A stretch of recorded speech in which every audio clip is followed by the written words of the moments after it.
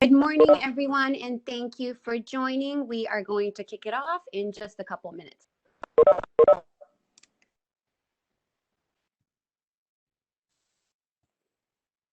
All right, so I do see a couple people more joining still, but I think we can go ahead and get started. For everyone on the call, as usual, the session is being recorded and it will be posted on your help site within the next few days. So just let us know if you're unable to see it or if you have any follow-up questions or if you'd like to share it internally as well, but the session is being recorded.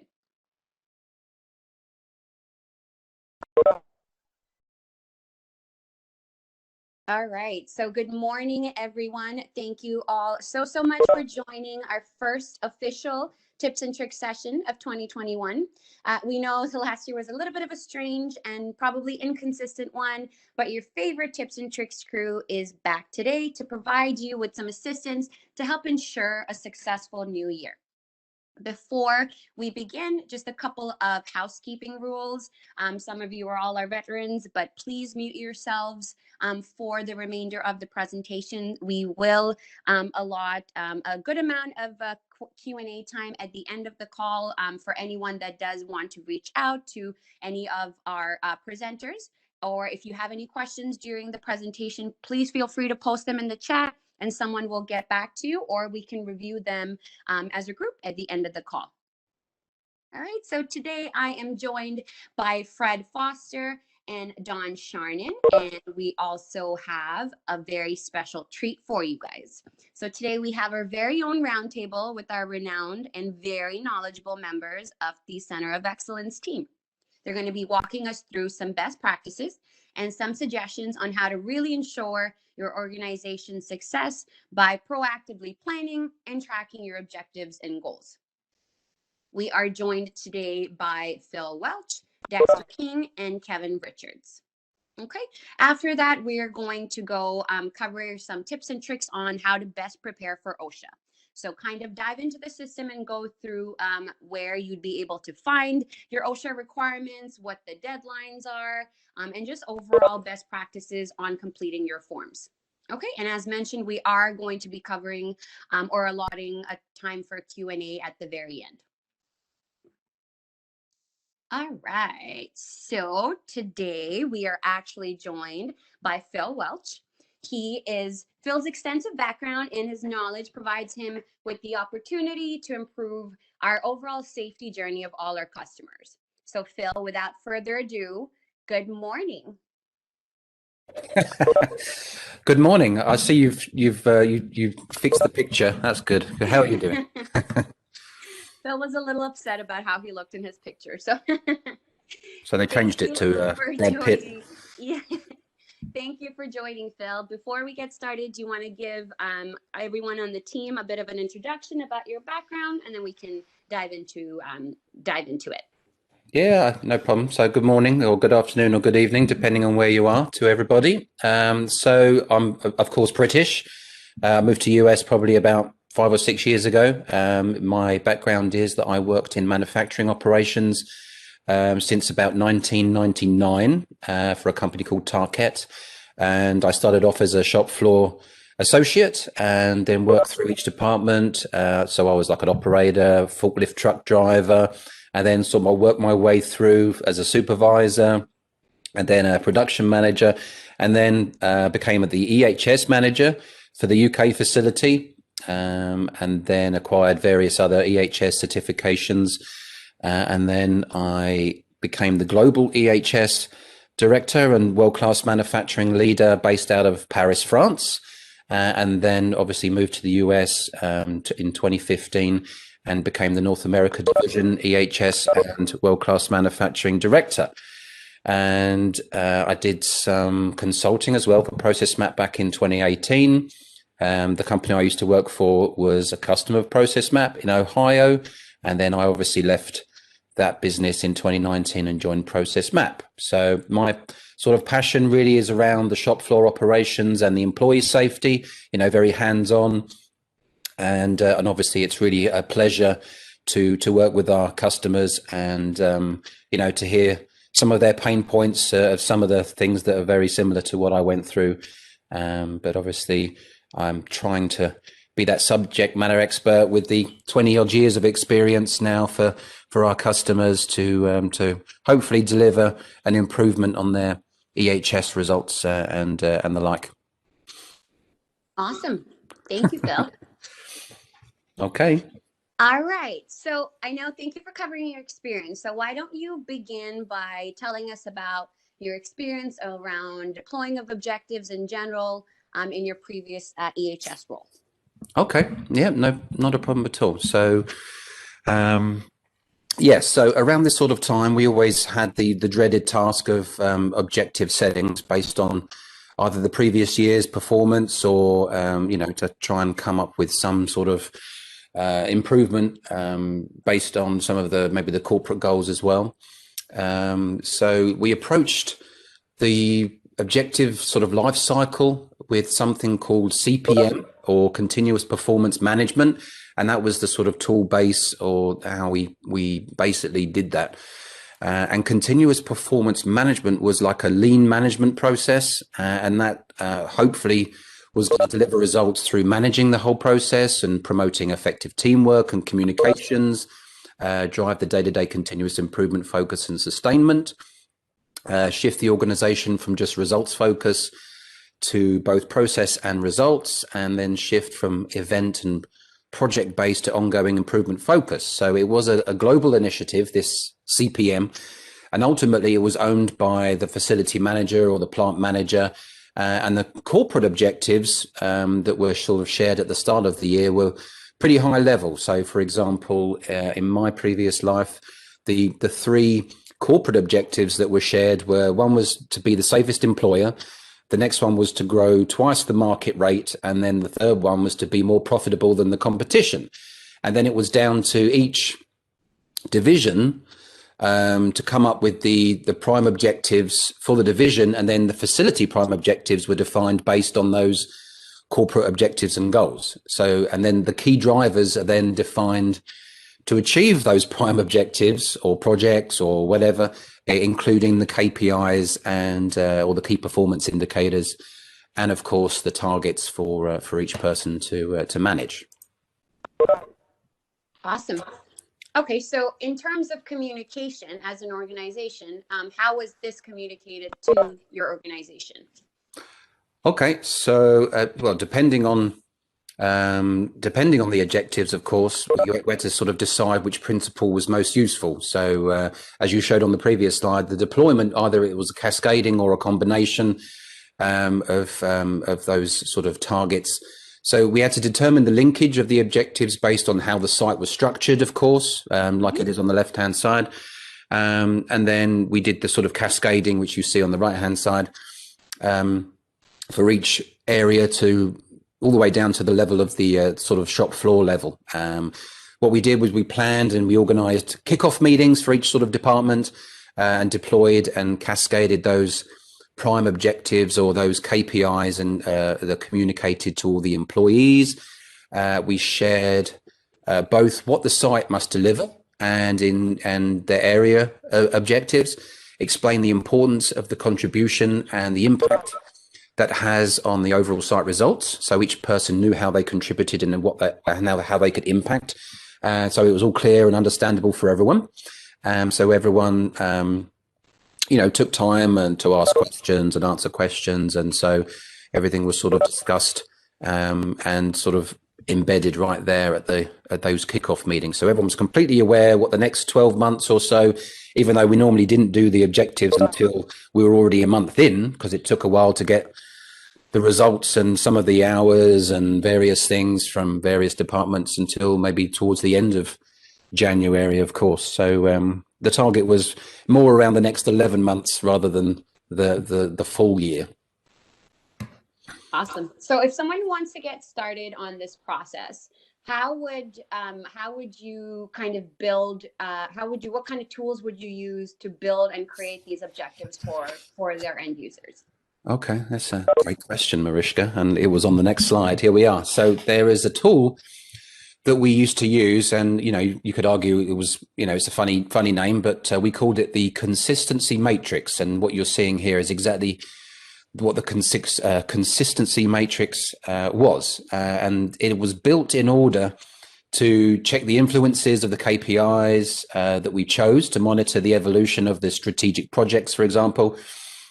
And it maps out how each department leader contributes to each of the key drivers. So you've got the key drivers at the top there in the blue sort of row, and then obviously to achieve those prime objectives with those sort of SMART type of goals. So the prime objectives, at the top there, that could have been, to be the safest employer. So that was given to us by corporate, and then either the division or the facility had to come up with those key drivers based on, each individual department or something like that, how they would achieve it, and what those specific KPIs or targets would be. And then each individual manager for each department would then have their list of goals or targets or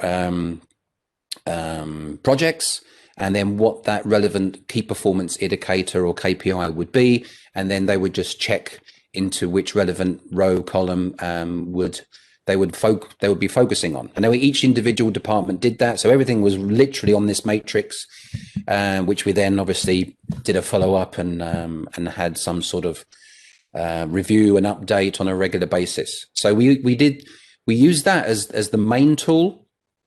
And then we obviously had the sort of visual management side of it, so to communicate with all the stakeholders, because this was a pretty visual document in itself. It was quite easy to follow. So, obviously all of the actions were aligned across the teams, and we tried to simplify the visual management to make it more efficient, to increase the involvement and to push performances of the operators. So hopefully the linkage was quite clear on between the operator's contribution and the department's results and the plant objectives. So each manager would sort of share this with their team. And then obviously the plant leader and the division leaders, they would have this overall holistical view of exactly how, how the plant's doing, because it's quite important that everyone in charge of a department or a department head knows if the last 24 hours was a good day or a bad day. And this sort of things can give you that information. Awesome. So I know we covered communication to the organization as a whole. How would you suggest or recommend these objectives are communicated to your workforce? Yeah, so it's very important that when we used to do employee surveys back in the day, one of the always top of the list of complaining was no one ever communicates with the shop floor. The shop floor never knows what's going on, or anything like that. So obviously communication boards and the visual management is very important. We even went to the communication boards like a routine type of thing. So we had a planned routine to make sure we had regular meetings before shift change, or like team briefs, whether it was daily, weekly, or monthly, depending on some of the KPIs which we could gather, and then that was held as a team to share information and when necessary to create some sort of teamwork. Some of the graphs and some of the visuals would have smiley faces or sad faces, depending on if they're on target or not, and then maybe a list of actions, a list of kaizens or opportunities for improvement as well, which would come through to enable the knowledge of the workforce, because they're the experts. They're there 24/7. They really know what's going on the shop floor. They know the machines better than they probably know their home life. They're probably at work more than they are at home, to be honest, if they're not sleeping. So they're the experts. So if there's any opportunity for improvement to fix something, if you're not on target to meet these goals and KPIs and key drivers and things, then that's the best place to be, is to really engage with the employees and to have those routines and communications for the workforce. Awesome. Okay, so today we're really kind of talking about, planning and staying on track. And so how would you kind of recommend that through, through our users or organizations, how do you ensure that we are remained on track with these specific objectives to the workforce and organization?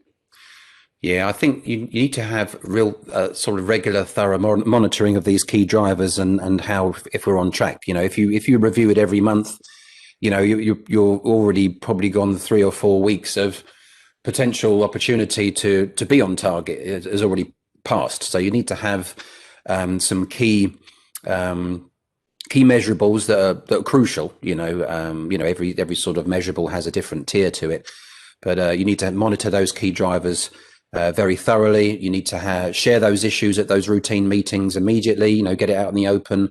We didn't meet our productivity today. Why? Oh, because the OEE was down. Why? Because the machine was running slow. Why? Because there was a problem with the raw material or something like that. So all of these sort of things have a root cause, and then if you don't fix those issues, then you won't be able to improve your operational performance if you don't do that sort of problem solving. Of course, training is an investment, not a cost. So constantly training these people as well to ensure that you give people the right skills to remain on track with the objectives. And then if for each opportunity to problem solve and do a root cause, you build the knowledge and the capability. So you're already in a better position in terms of knowledge and capability. And then you could also have workshops and generate improvement ideas through these workshops, and also suggestions. So you want to keep, don't just rest on the laurels and assume that all the targets will take care of themselves. You've got to be proactive, and you've got to keep nurturing and dealing with the last 24 hours, and then plan for the next 24 hours, as it were. Perfect. Okay, so I know we covered kind of building your objectives, communications, tools that companies would require in order to ensure success. Is there any kind of techniques or tools or just best practices that you would recommend when you are deploying these objectives? Yeah, sure. So, I've spoken a lot about how important the employees are, of course. So team autonomy is very important. And they also need to sort of challenge the objectives, because, once you reach the target, you can't just, say, oh, we've reached the target, let's celebrate and have a dinner all round, or get the lunch in and get the pizza celebration done. They should challenge it and go for the next step. What is achievable is, we've beaten the target. Let's challenge to continually improve. Of course, techniques of reviewing the KPI progress and to set more ambitious goals, goes hand in hand with that as well.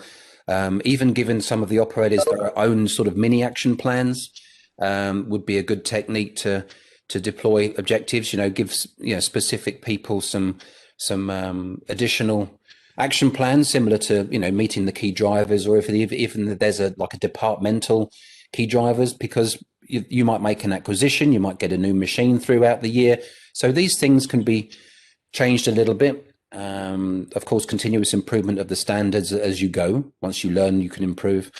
And then, another technique of seeing if you're remaining on track, there was a system we used to use, which was like an and-on system, which basically gave like a color coding of each machine.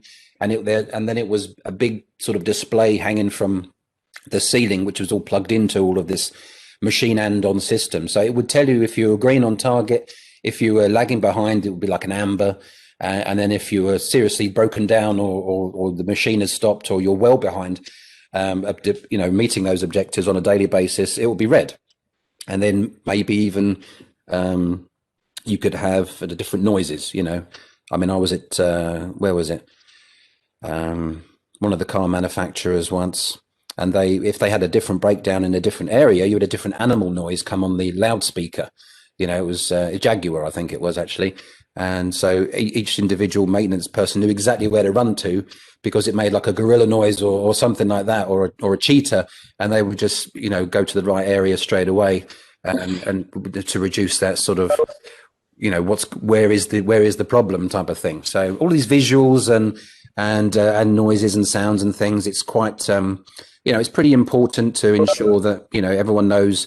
What is the score? Is the team winning? Is everyone on the same page? Are we all working together? Are we improving? Instead of like firefighting certain things, So that's pretty much it. Awesome. Thank you, Phil, with two L's. That was great.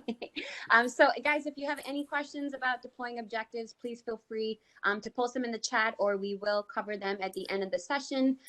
Phil, thank you so much for your time, and I'm glad you're finally happy with the picture that I posted. So much Yeah, appreciated. no problem. I have to get a new one though, because I've let myself go since COVID. But I see there's a question in the Quarantine chat. 15. It's been rough, yeah.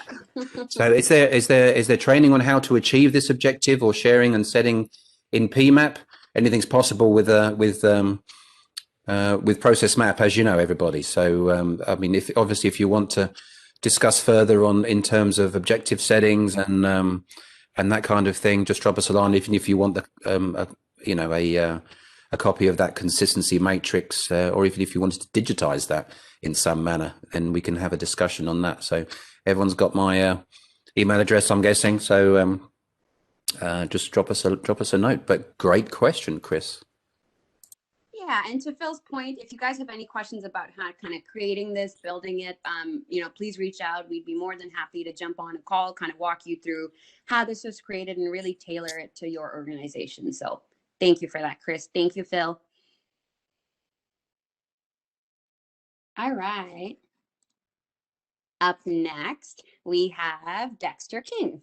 So 30 years of experience. That's awesome. Dexter is your guy for providing best practices throughout your customer journey's life cycle.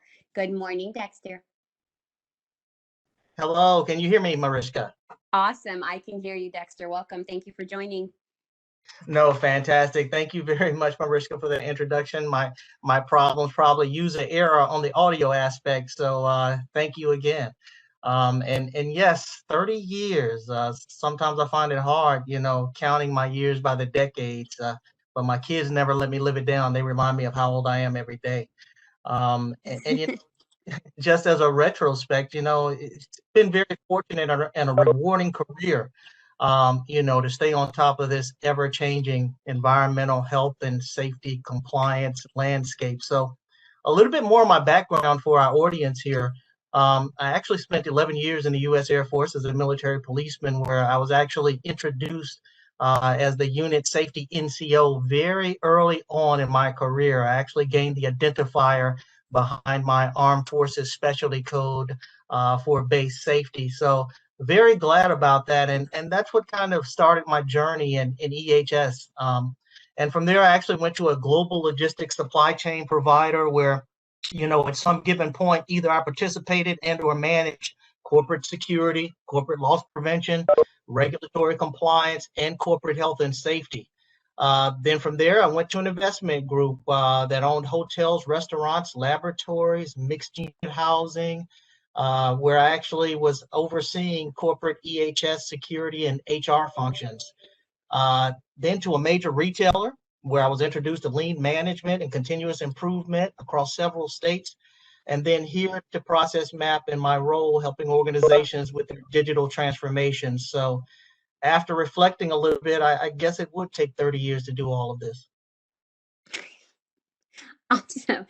Thank you for that, Dexter. So your background is quite impressive. And I know one of your many credentials does include your environmental subject matter knowledge. And you did choose to talk about an environmental topic. So can you kind of give us a background on to why you chose to talk about Tier 2 reporting? Absolutely. And yes, Tier 2 reporting is quite intimate for me because, I'm from North Carolina. Phil wanted to let everyone know, where he actually landed from. I'm from North Carolina, so I love stories. Some years ago, I was offered an opportunity to manage the safety program of a major retailer whose operations involved a large paint booth, a respiratory protection program, a fledgling up-and-coming Recycle City operation, and they had aggressive green initiatives for the following 5 years. Needless to say, when I was interviewing for the position, they kind of held this under the covers, and I had to find out about it because in the orientation, we had an EPA inspector show up who wanted to conduct kind of an evidentiary kind of discovery. And I was introduced very, very quickly to this sort of arena. in retrospect, the inspection went well, but there was a lot of room for improvement, which meant, seeking out how could I actually show, my credibility in the career field with environmental. And so I actually sought out the CESCO credential, CESCO. CESCO is is a certified environmental safety compliance officer credential, which falls under the National Registry of Environmental Professionals, NERP. NERP is the largest U.S. non-governmental environmental accrediting organization, and is recognized by the U.S. Department of Energy as well as the EPA as well. So, basically this inspector, when he showed up, he actually wanted to see our Tier 2 annual reporting. He wanted to check on how we ordered and procured chemicals. He wanted to see how we utilize the chemicals and how we actually, pass them out to the departments that are using them. And they wanted to see chemicals that were in stock. They're asking for volatile organic compound calculations. And I was brand new to this role. So needless to say, this was a warm welcome, but also a major undertaking as I was new to the organization. And each one of these specific tasks was fragmented across the organization. So nevertheless, it taught me that there was an annual requirement around submitting your annual Tier 2 report, but it was something that I really needed to manage as well. So I know we kind of covered this, and it does seem like such a simple slide, maybe a simple topic. I know I thought it was initially, but the topic is very important based on the knowledge that you've provided. So can you provide to our customers some background as to why the tier reporting is so important? Absolutely. If you can please advance us to the next slide. So, really quickly for Dexter, speaking in third party here, in order for me to hold or regard a topic to be important, I have to know a compelling event. I have to know what's the hazard we're trying to abate, mitigate. What's our exposure here? So once I learned our organization's operation and the EPA's mission statement, which reads, to protect human health and to safeguard the natural environment, air, water, and land, which life depends on. It was simple for me to adapt our organization's very much needed improved posture and management around these operations, which bound us to the EPA's oversight. Not to mention my long game was to keep us from becoming a Title V regulated facility. In essence, T2 report provides, a repository for state, local officials, and also the public about specific information on hazards that you may be actually putting in the neighborhood, in the facility, in your operation. So this gets location specific. It also captures the amount that you're using, also hazardous chemical usage. And also it's asking for what does that consumption look like over the past year? So it's painting a pretty good picture for those aspects. So from a day-to-day aspect, should the fire response to a facility under the EPA's guidance, and you're actually completing Tier 2 reporting, which is mandatory, the first responders now have a database which provides them with average amounts of chemicals on site, which sometimes include highly hazardous chemicals, as I mentioned before. This information is critical to their safety and helps them to make critical decisions like the necessity to establish cordons and or order evacuations. In essence, this information could redirect their efforts to decrease damage to the facility, help to prevent harm to our neighbors, our community, the environment, wildlife. I could continue on. And let's not forget the potential of brand damage here. By ensuring communities are aware of the chemicals that are in our operations, we therefore let the neighborhoods know what's there, where they actually work, where they live, where they raise their children, and organizations are in charge of our community stewardship. So to me, this was very important. Awesome. So thank you for explaining how important it is, and it's super intriguing. So can you walk us through, I'm sure the burning question on everyone's minds, how Process Map can help our customers. So are there specific features, functionalities? How can we help with the tasks that are associated around Tier 2 reporting? Absolutely. Next slide, please. And firstly, let's establish a critical date here, okay? Tier 2 reporting is due on March 1st of every year. This is completely separate from the EPA showing up, like when I was in my orientation and requiring some sort of evidentiary, submission.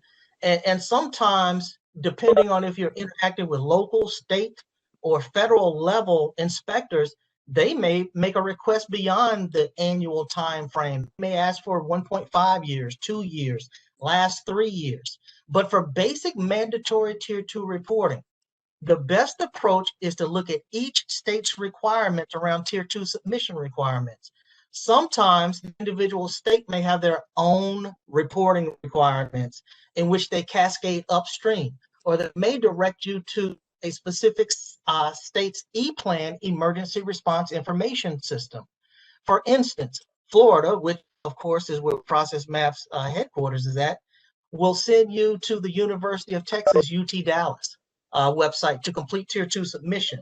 In turn, those first responders, the fire department, will use this repository for critical information that will ultimately aid them in fire and life safety efforts. Now, this brings us to your next question: how Process Map features and functionalities are helping some of our organizations with Tier 2 reporting tasks. Can you take us to the next slide, please? Absolutely. All right, so here we just have some simple screenshots. I'm not going to bore the team here too much, but ultimately this involves some serious chemical management. Our chemical management module is grabbing that information that needs to actually be transposed onto these Tier 2 reports. Chemical usage information, quantities, inventory. When you're actually supplying certain department, and what's the unit of measure you're actually giving these departments these chemicals, and it's taking all of that into consideration. Also task management, because we need to keep in mind that annual requirement and those drop dead due dates of March 1st. Typically the portal opens up January 1st or the first week in January, and you can actually submit your Tier 2 up until that March 1st date. But in order to actually control that and get that knowledge across the enterprise, use task management to push those tasks that are associated to these EPA compliance issues. Also, assign the task for accountability so you know who owns it, and there's no question that Dexter may be responsible for actually executing this report. And then you can ultimately track internal compliance to identify performance issues around any aspect of this, because the last thing you want is to actually be out of service or either shut down because of non-compliance. So taking into consideration all of this, utilizing the chemical management module, and then actually assigning the task and making sure that everything is done in completion, then you want to look at your insight report, drive all the information in insight. That way you can actually gather all the needed requirements, all the data points, and transpose it into your Tier 2 reporting, which makes everything very, very easy. So Mariska, this is a very high-level overview of Tier 2 reporting, but of course, the COE is here to further assist in any way possible. Thank you for that, Dexter. And I'm sure we might have some questions on Tier 2 reporting at the end of the call. So thank you for that overview and the reminder that the deadline is March 1st to file or submit your annual Tier 2 reports. Of course, should your operations actually fall under the EPA's governance. So let's transition over to the next topic. So I know that you have an industry credential that involves DOT. Would you mind explaining a little bit about your background and sharing some, basic understanding around your credentials?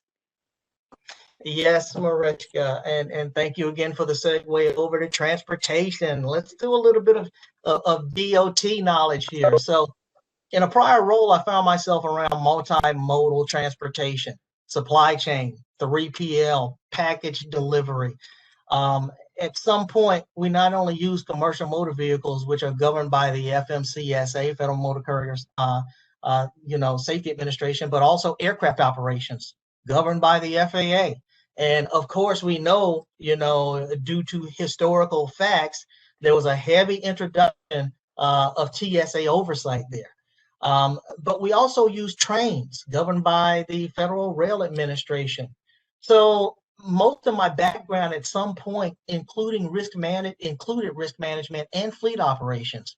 So I decided to pursue the Certified Director of Safety CDS credential, to show my credibility in this space also.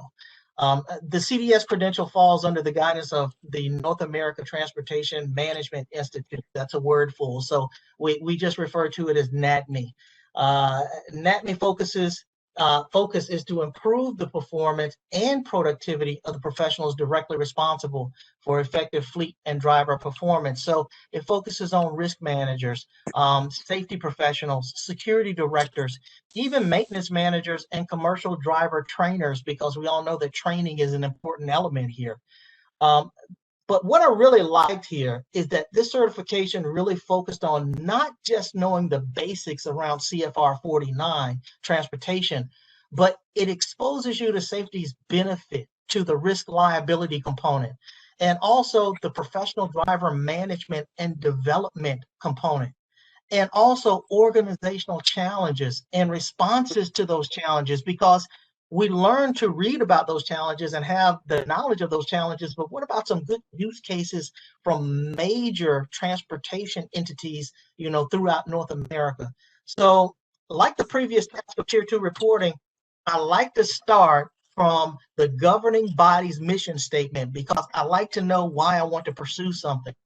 So DOT's mission statement reads, to ensure America has the safest, most efficient, and modern transportation system in the world, which boosts our economic productivity and global competitiveness, and enhances the quality of life in communities, both rural and urban.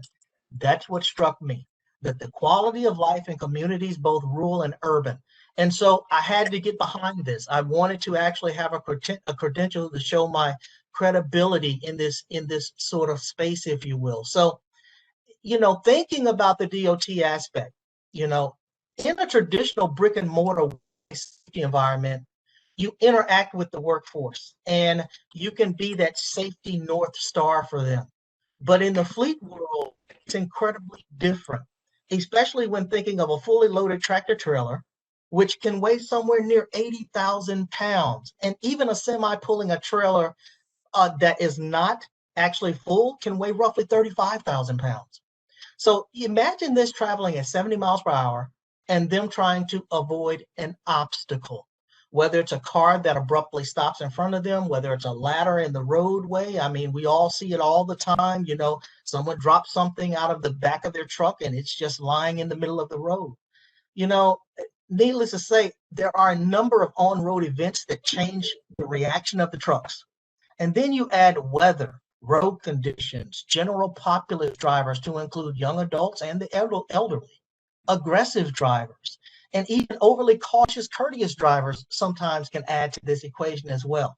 So in consideration of all of this, what my credential actually showed me and what I learned in the market is that the most common stopgap with any and all of these variables is to rely on the professional driver aspect and ensure that you have the most capable and fit driver force on the road representing your organization, the brand, and all while getting the load to its location safely and on time with no on-road events. So today my topic will specifically talk about two specific annual administrative components around the driver's qualification file, commonly referred to, and which everyone probably on this call has heard, the DQF file. So this includes, any actions, from the professional driver and also actions from the organization that are actually guided and is the responsibility from a regulatory compliance component. So let's look at two elements of the driver qualification file. Mariska, can you take us to the next slide?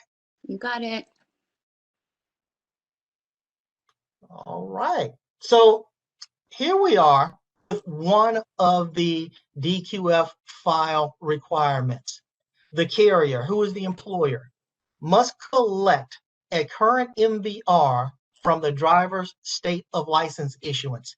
Now, here's the great thing about North America FMCSA.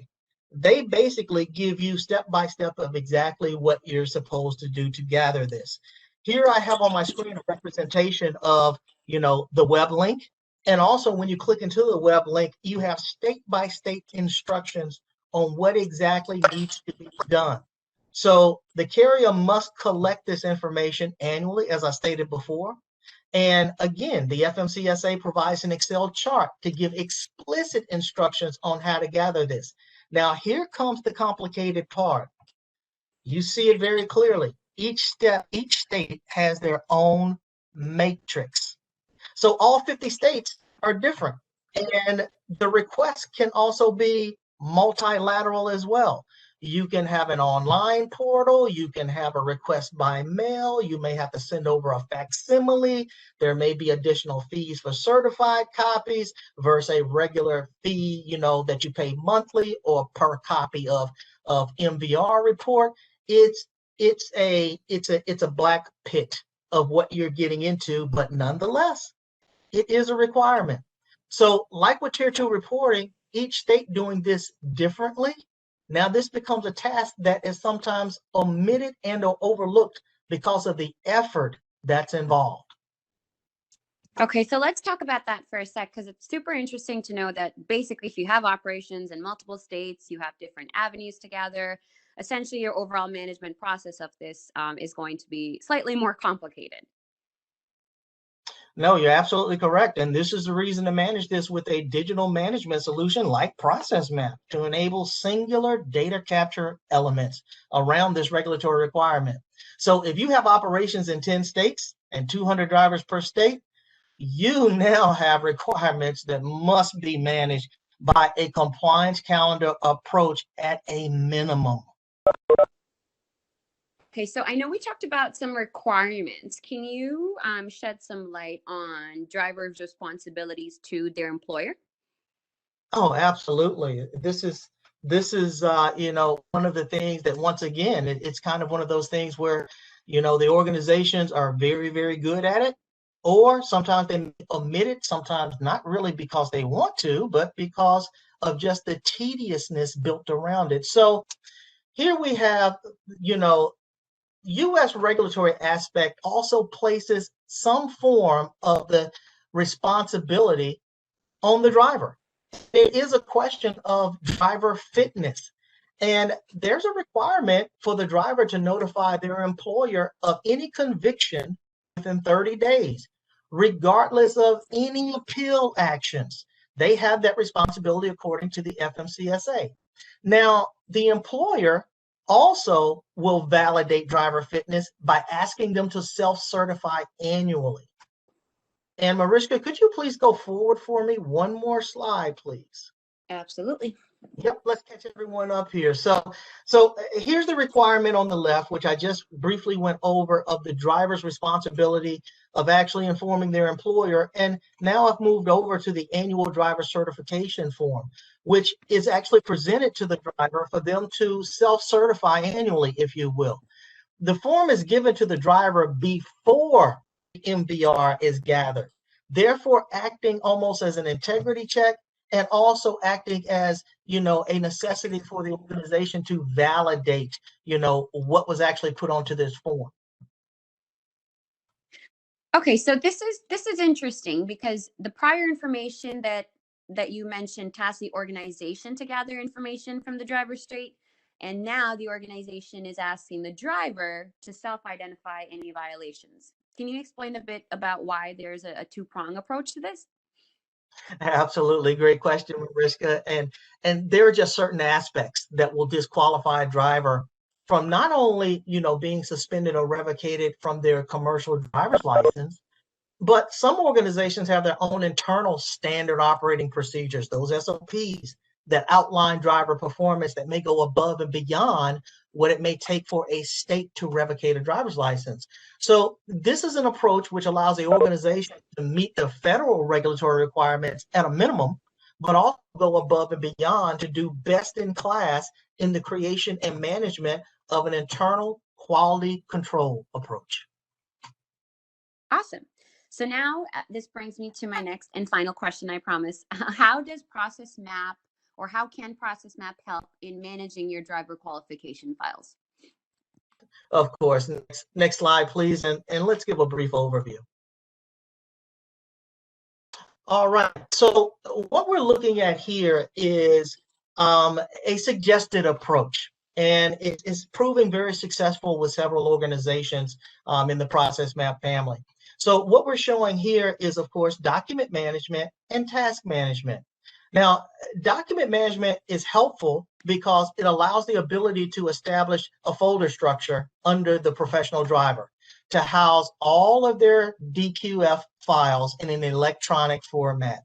It's still nothing prohibits you from keeping that paper, but green initiatives and access in real time.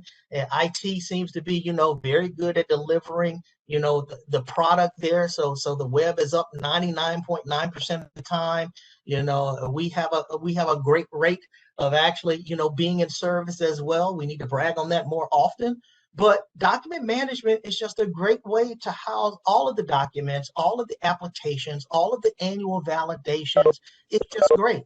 And also another functionality of document management is establishing that periodic review frequency.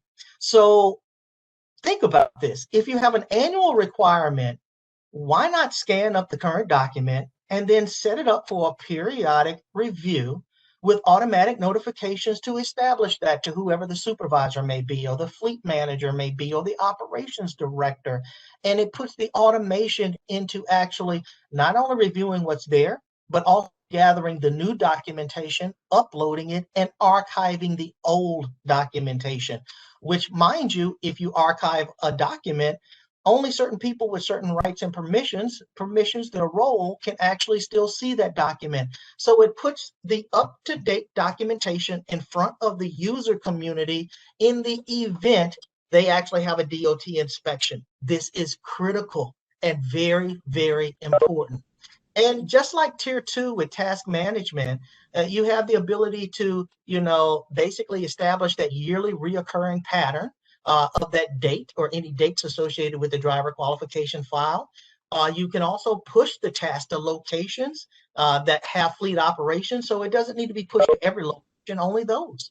And also you can assign the task for accountability, track performance opportunities. There's just a plethora of opportunities around this. These modules have greatly assisted our Process Map family members and empowered them to successfully manage and maintain their regulatory compliance around driver qualification files. Awesome, Dexter. Thanks so much for going over the 2 administrative requirements in relation to DQF. It was my pleasure to give an overview of these 2 annual requirements. And, just keep in mind for the audience here that FMCSA provides all the requirements around driver qualification files. We only reviewed 2 of them.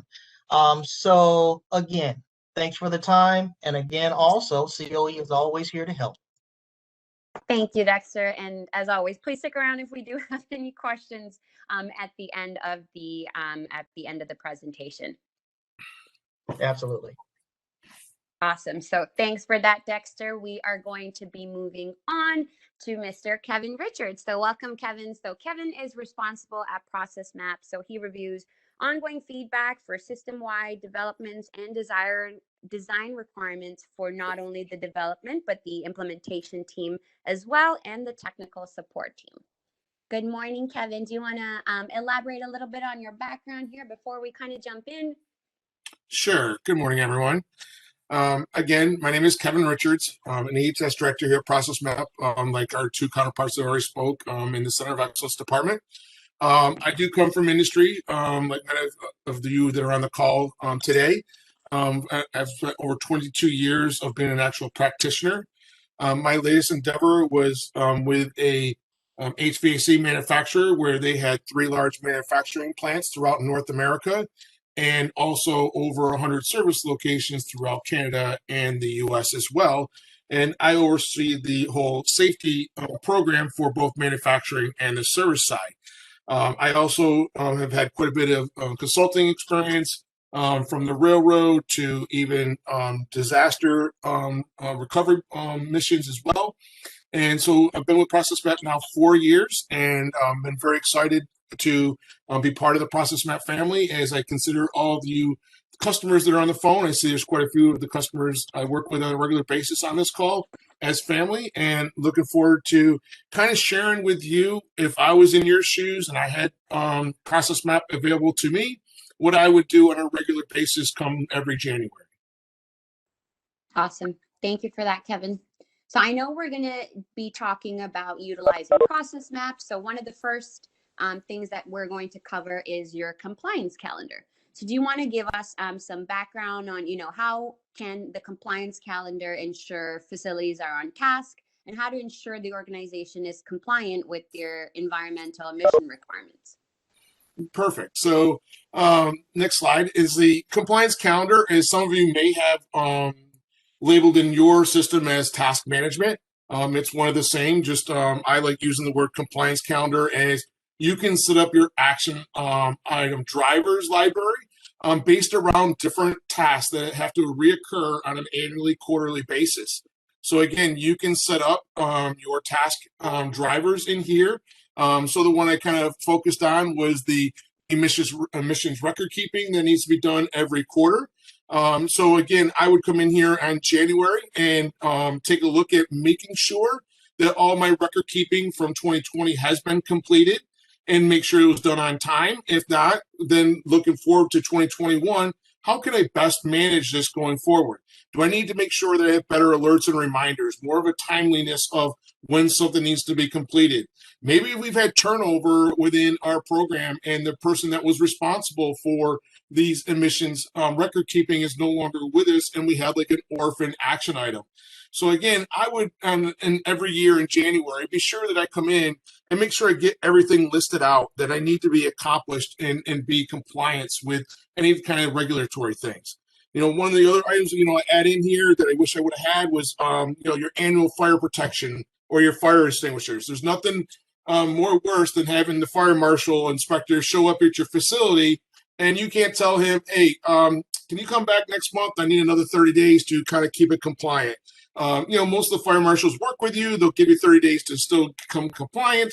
But again, why have to have that person come back? Why not have it right at your fingertips to remind yourself of getting these annual tasks, quarterly tasks done on a regular basis? So again, anything that you have for regulatory, whether it's company driven, OSHA driven, EPA driven, I would definitely come and make sure my compliance calendar is up to date for the 2021 calendar.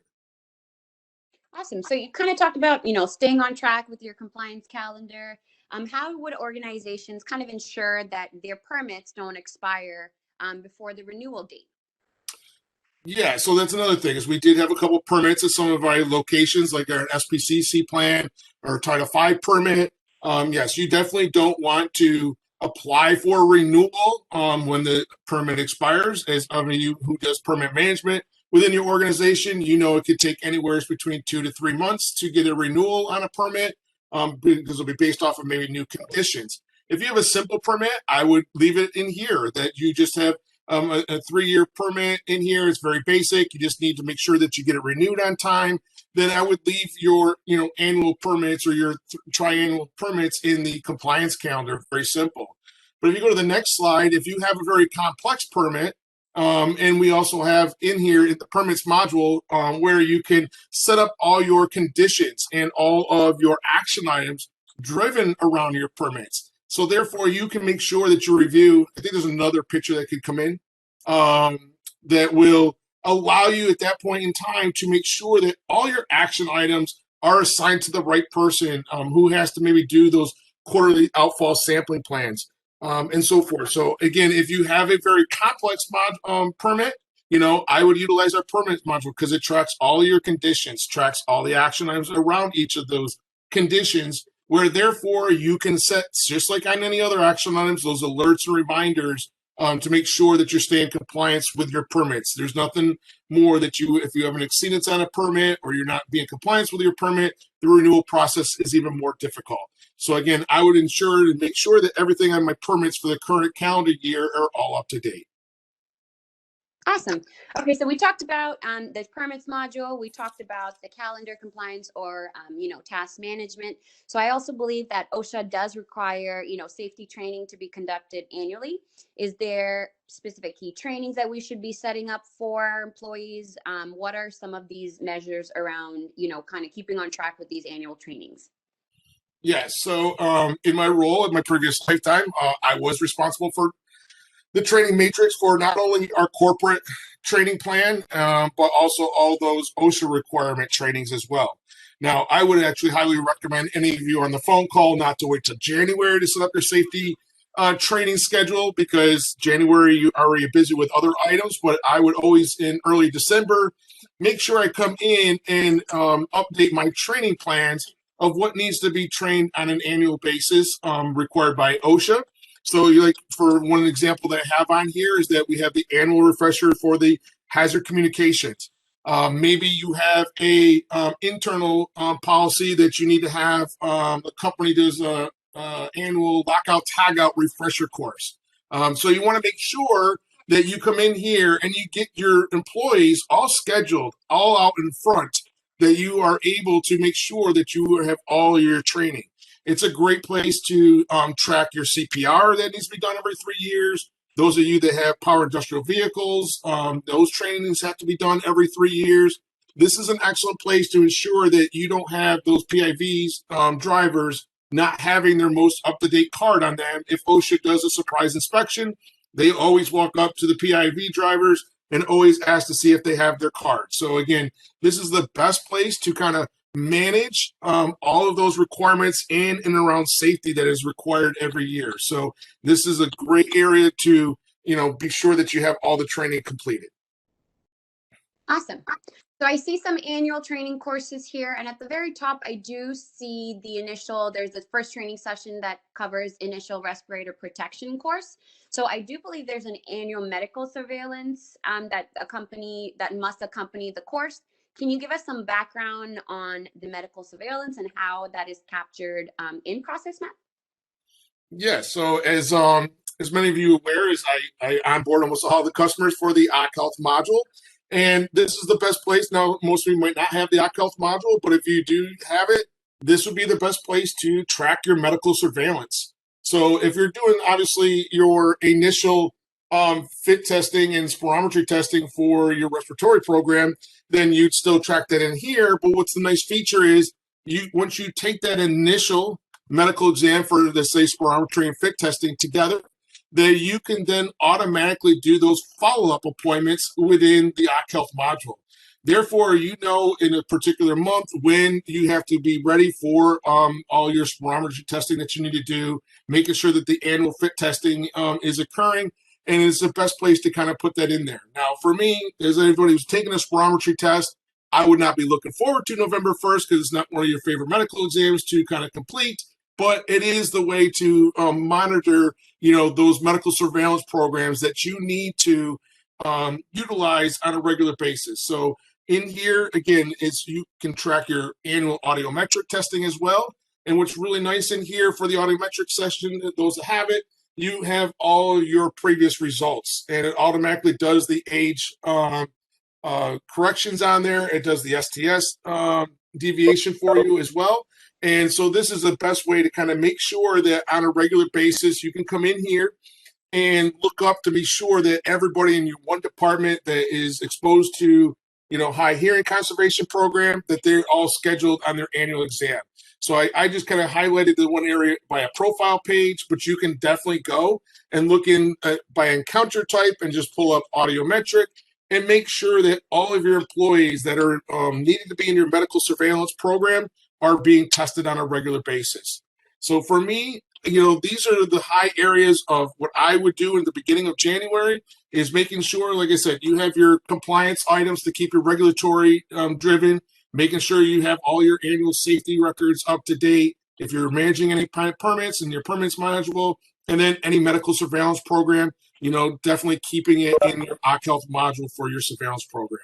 So again, these are just some kind of key takeaways that I've had from my experience, from my past, and for customers that I've onboarded. So those are my kind of tips and tricks for you on how to manage your January calendar for 2021.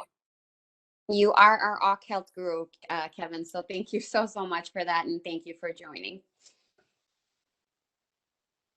All right. So last but not the least, we are going to go over preparing, how to best prepare for OSHA. So we're going to cover some tips and tricks on how to meet their requirements, where you'd be able to find specific forms, what the differences are. And Fred, are you there? Do you want to walk us through it? Sure. Thank you, Mariska. And if you want to go to the next slide. What I'm going to be discussing this morning is submitting the 300A to OSHA. And there are some requirements as to who needs to submit this. Any establishment with more than 250 or more employees, you are required to keep OSHA injury and illness records, as well as establishments with less than 250 employees that are in certain industries that generally have high rates of injury and illness. Also, depending on what state you're in, you may need to report information to your state. You would want to contact your state office for that. And for 2021, the deadline for submitting the OSHA Form 300A is March 2nd. There are a couple of ways that you can do this submission. Process Map will allow you to generate a CSV file with all the necessary data on it, which you can then take the CSV file and upload it via the ITA website. You do need a username and password for that site, but that is one method of submitting. You can also, and I'll show you this in a second, how you can create the file for multiple facilities and also upload that.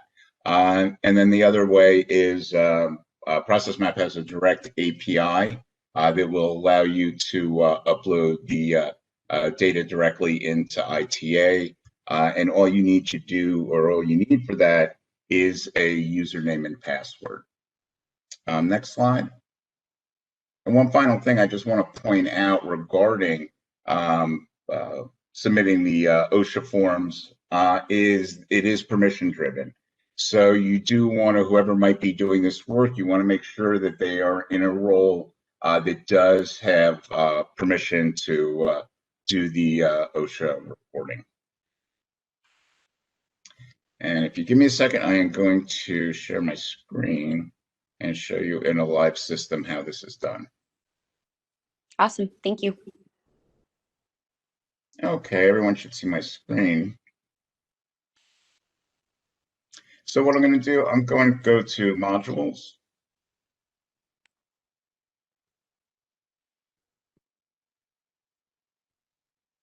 Incident management. And I'm going to go right here to OSHA 300A. And when you land on the screen, basically going to be asking you for a lot of information about your company and your establishment. It's going to ask for information such as company name, your establishment name, employee identification number, which is a 9-digit number.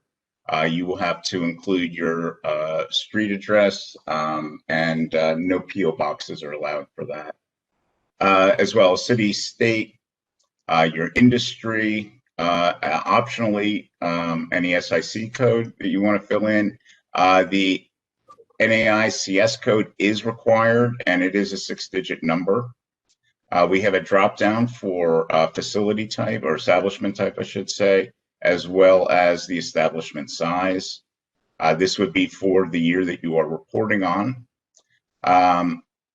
Few more optional fields to fill in as far as number of employees, average hours worked, executives. And then the system will pull in other information that is going to be required to be submitted. So this is already in the system. You'll notice these fields are grayed out. You cannot change them on the form. So this is all information that will be submitted. So once you fill out the initial screen with all of your company information, you have a couple options. You can go right up top here to print and run OSHA 300 reports. Make sure you save your changes. And when you go to print and run the OSHA reports, just like most reports in the system, it will download it into the PDF file, and you have the form right here. So that's for having a general record of your form.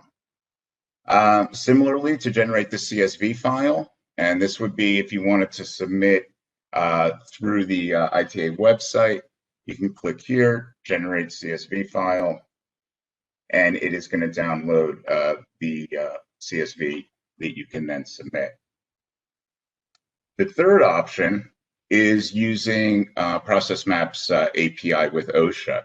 And if you click the drop down on here, as I mentioned, you're going to need a username and password. This would be the same username and password that you would use on the ITA website.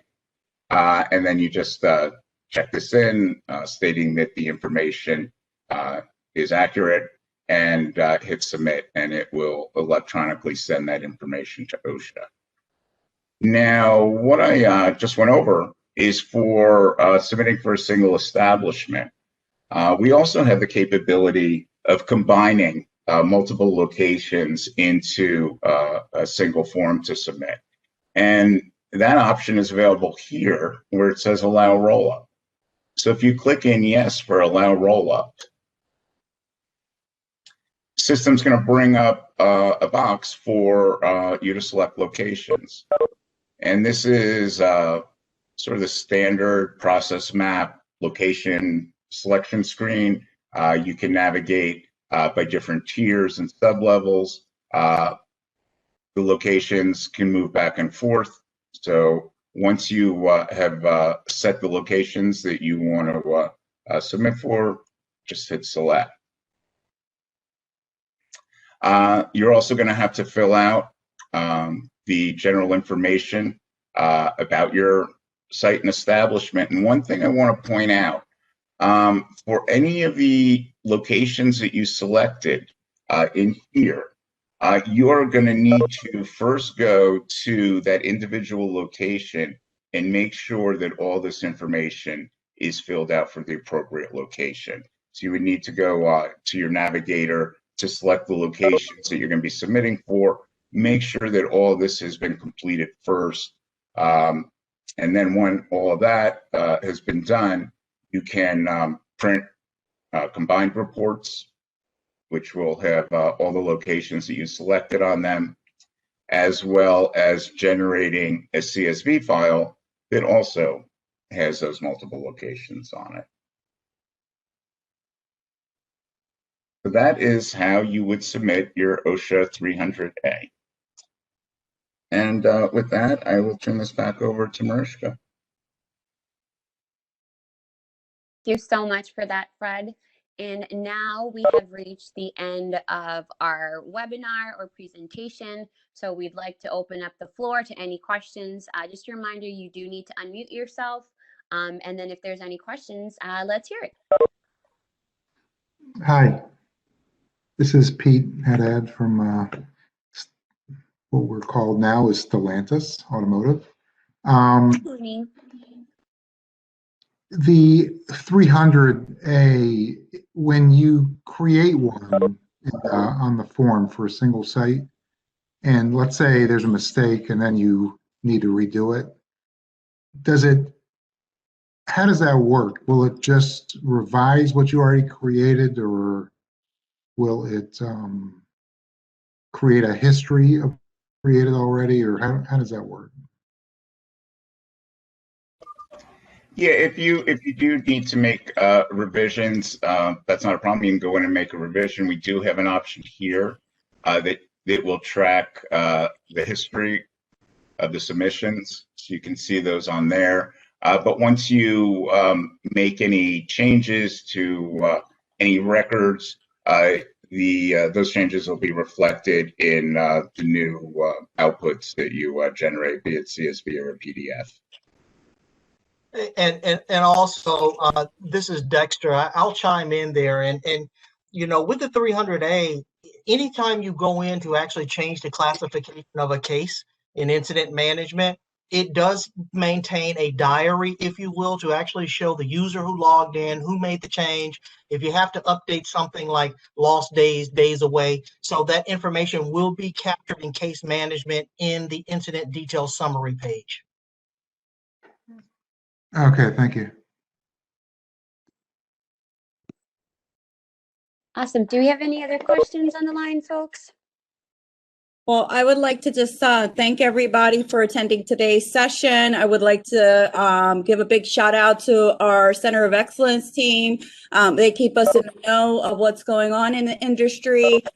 They also let us know what types of challenges you guys are facing during this time of the year. So thank you very much, and everybody have a wonderful day.